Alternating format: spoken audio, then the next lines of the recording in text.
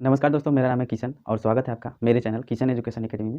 आज हम जियोग्राफी के फुल सिलेबस के बारे में डिस्कस करेंगे, जो कि वनडे एग्जाम जितने भी होते हैं उनमें सारे में यह कॉमन रहेगा। और आने वाले वीडियो में हम डिटेल में डिस्कस एक एक पॉइंट को करेंगे। तो आइए शुरू करते हैं।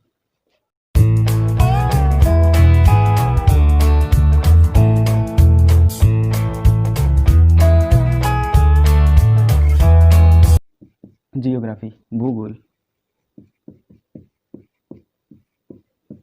जियोग्राफी दो शब्दों से मिलकर बना है। पहला है जियो प्लस ग्राफी। जियो का अर्थ होता है अर्थ या भू कह सकते हैं। ग्राफी का अर्थ होता है स्टडी, अध्ययन जिसे कहते हैं, कह सकते हैं। इस तरह हम कह सकते हैं कि जियोग्राफी भू भू भू यानी पृथ्वी का अध्ययन भूगोल के अंदर किया जाता है। भूगोल एक ऐसा स्वतंत्र विषय है जिसमें लोगों को विश्व,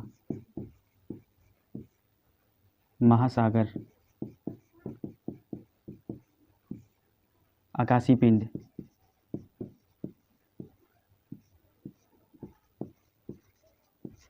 स्थल, जीव जंतु,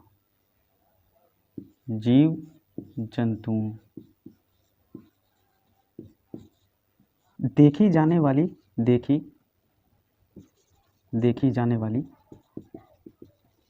ज्ञान प्राप्त कराना होता है। भूगोल को हम स्टडी करने के लिए 3 भागों में डिवाइड कर लेते हैं। पहला है इंडियन जियोग्राफी। दूसरा है वर्ल्ड जियोग्राफी।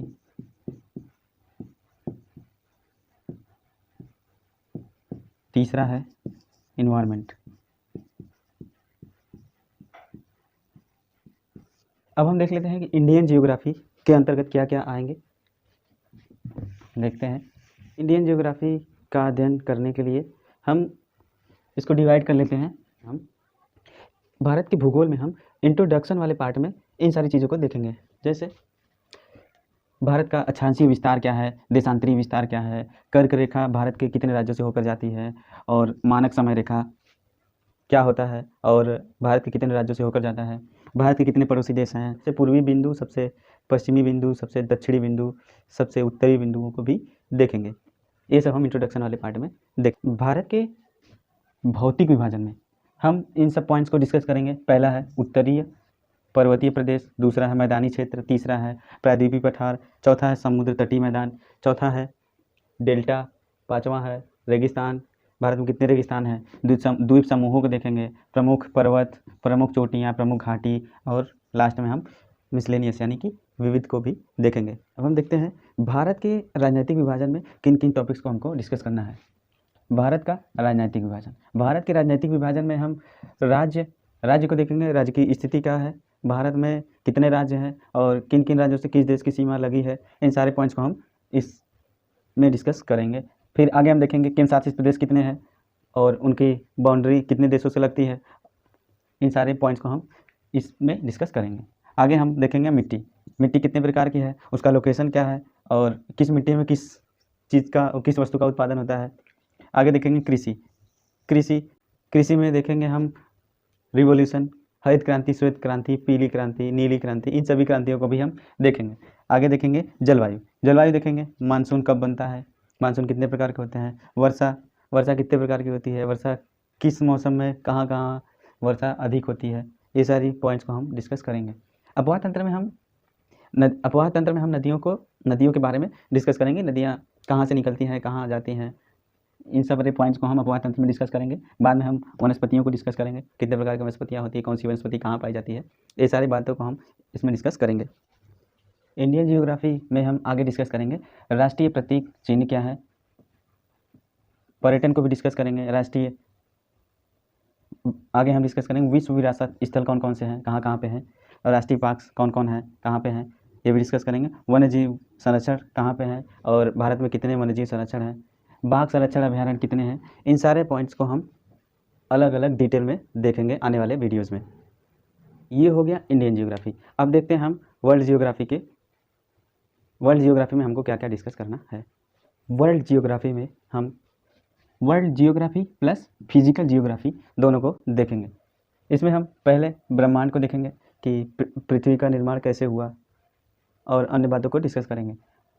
दूसरे में देखेंगे सौरमंडल में कितने ग्रह हैं, सबसे बड़ा ग्रह कौन है, सबसे छोटा ग्रह कौन है, सबसे चमकीला ग्रह आदि ग्रहों से रिलेटेड जितने भी प्रश्न होंगे, जितने भी टॉपिक्स होंगे, हम उनको डिस्कस करेंगे आगे आने वाले वीडियोज़ में। फिर देखेंगे पृथ्वी का अक्षांशीय विस्तार क्या है, देशांतरीय विस्तार क्या है, उसकी पृथ्वी की आंतरिक संरचना क्या है, पृथ्वी पर भूकंप क्यों आते हैं और सबसे ज़्यादा भूकंप कहाँ आता है, ज्वालामुखी कितने प्रकार के होते हैं, ज्वालामुखी सबसे ज़्यादा कहाँ है, सबसे ऊंचा सबसे जागृत ज्वालामुखी कहाँ है, ये सब बातों को हम डिस्कस करेंगे।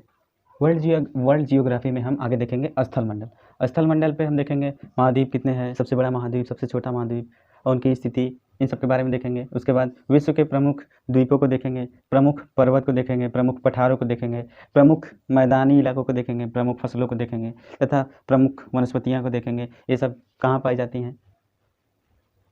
अब आगे देखेंगे प्रमुख खनिज और उसके उत्पादक देश।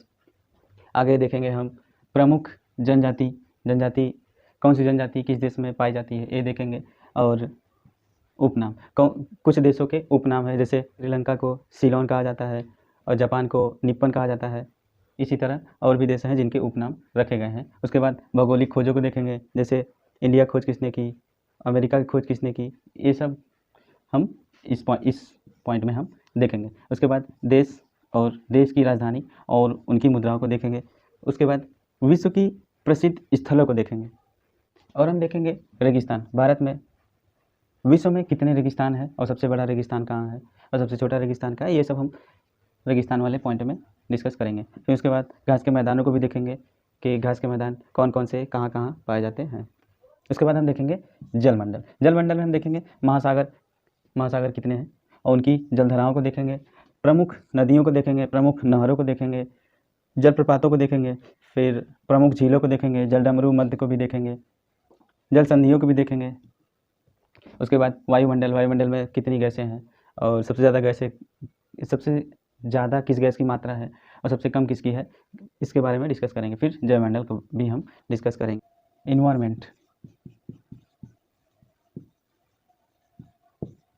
इन्वायरमेंट पर्यावरण को भी हम डिस्कस करेंगे, जो कि जियोग्राफी का पार्ट है। तो ये रहा जियोग्राफी के फुल सिलेबस, जो कि बैंक, एसएससी, रेलवे एग्ज़ामों के लिए रहेगा। वीडियो देखने के लिए धन्यवाद। अगर वीडियो आपको पसंद आए तो लाइक करिए, कमेंट में हमको बताइए कि वीडियो कैसा लगा। बाकी जो भी प्रश्न हो आप हमसे कमेंट में पूछ सकते हैं, मैं उनका जवाब दूंगा।